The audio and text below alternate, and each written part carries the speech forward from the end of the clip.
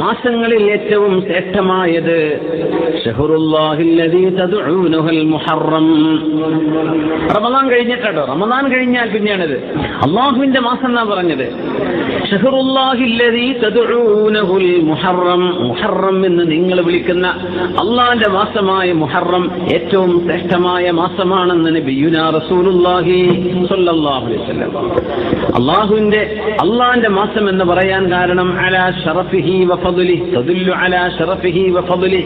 ഹാഫിദ് ഇബ്നു റജബ് തങ്ങൾ പറയാം, അതിന് അള്ളാഹു നൽകിയ ശ്രേഷ്ഠതയാണ് ഇതിന്റെ കാരണം. അള്ളാഹുവിന്റെ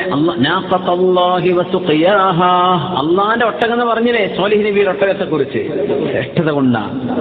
അള്ളാന്റെ വീടാണ് കഅബ. ബൈത്തുല്ലാഹ് അൻ തുഹിറ ബൈതിയ ലിത്വാഇഫീന വറാകിഇ വറുക്ഇ സുജൂദ്. അല്ലെങ്കിൽ അള്ളാഹുവിന്റെ ഭവനം എന്ന് കഅബയെ സംബന്ധിച്ച് പറഞ്ഞ ഭാഗം.